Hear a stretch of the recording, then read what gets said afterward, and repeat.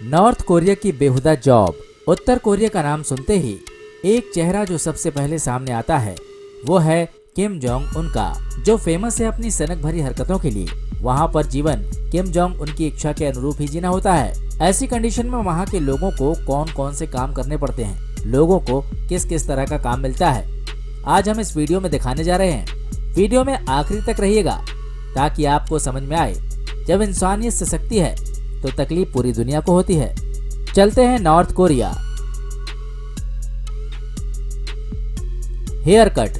North Korea के citizen government rule के according केवल 28 तरह की डिफरेंट हेयर कट को यूज कर सकते हैं। ऑफिशियली लोगों को वार्न किया गया है कि महिलाएं गवर्नमेंट अप्रूव्ड 18 डिफरेंट टाइप की हेयर स्टाइल में से किसी एक को रख सकती हैं, जबकि जेंट्स के लिए 10 तरह की हेयर स्टाइल ही अप्रूव्ड है। इससे अलग हेयर कट रखना मतलब अपनी शामत को दावत देना। इसके साथ ही नॉर्थ कोरिया में लंबे बाल रखना पुरुषों को तो बिल्कुल भी अलाउड नहीं है। महिलाओं को भी बालों की लंबाई सरकारी नियमों के अकॉर्डिंग ही रखनी पड़ती है। कुंवारी लड़कियां तब तक लंबे बाल रखती है जब तक कि उनकी शादी नहीं हो जाती। शादी के बाद महिलाओं को छोटे छोटे बाल ही रखने पड़ते हैं, जबकि पुरुषों को 2 इंच से अधिक लंबे बाल रखने की परमिशन नहीं है। मेल सीनियर सिटीजन 3 इंच तक लंबे बाल रख सकते हैं। किम जोंग उनकी हेयर स्टाइल को कॉपी करना यानी सीधे सीधे अपने आप को मौत के हवाले करना। स्कल्पचर। नॉर्थ कोरिया में भगवान के नाम पर केवल वहां के शासकों को पूजने की इजाजत है। यूं तो वहां के चौक चौराहों पर 34,000 मूर्तियां लगी हुई हैं, मगर सभी किम जोंग उन और उसकी फैमिली की है। नॉर्थ कोरिया के नागरिकों को इन मूर्तियों के सामने अदब से सिर झुकाना जरूरी होता है। यहाँ तक कि यहाँ आने वाले टूरिस्ट को भी हर मूर्ति के सामने कम से कम 3 बार बो करना पड़ता है, यानी कि एक हद तक झुककर सलाम करना पड़ता है। किम जोंग उन की 3 पीढ़ियां यानी उसके पिता किम जोंग उन इल, किम के दादा किम इल सन की मूर्तियां हैं। इन मूर्तियों की तस्वीर यहाँ के सिटीजन नहीं ले सकते, लेकिन टूरिस्ट यहाँ फोटो खिंचवा सकते हैं। लेकिन शर्त यह है कि फोटो में मूर्ति के शरीर का कोई भी हिस्सा कटना नहीं चाहिए, वरना उस टूरिस्ट को भी मौत की सजा मिलेगी। Ladies traffic police. North Korea में 16 साल की उम्र में लड़कियों को ट्रैफिक पुलिस में भर्ती किया जाता है। कुल 300 पोस्ट होती हैं और ये जॉब केवल नॉर्थ कोरिया की राजधानी पैंगयोंग सिटी में है। ट्रैफिक सिक्योरिटी ऑफिसर के नाम से फेमस इन लड़कियों की समाज में काफ़ी रिस्पेक्ट होती है। कोई भी इन्हें ओवर रूल करके आगे नहीं जा सकता।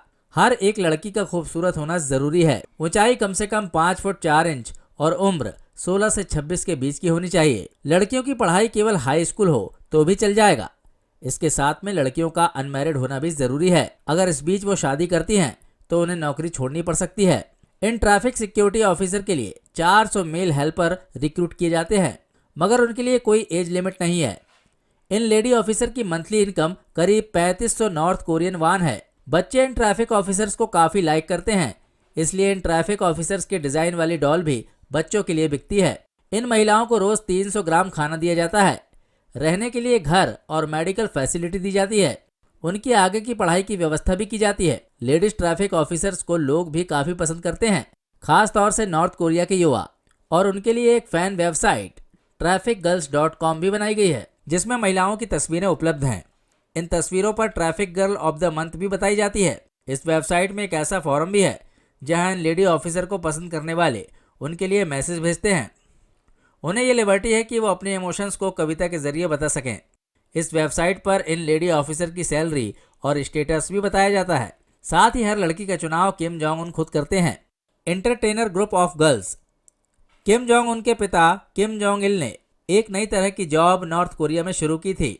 इसमें वो अपने देश की चुनिंदा खूबसूरत लड़कियों को नए नए सॉन्ग, डांस और परफॉर्मेंस के लिए रेडी रखते थे। इन लड़कियों के जरिए परफॉर्म किए जाने वाले इन गानों के लिरिक्स को सीक्रेट रखना ज़रूरी होता था। जब किम जोंग इल की मृत्यु हो गई तो इस लाइव एंटरटेनर ग्रुप को छुट्टी दे दी गई। सभी को $4000 का चेक भी दिया गया। साथ ही ये चेतावनी भी दी गई कि इस ग्रुप के सीक्रेट कहीं लीक ना हो।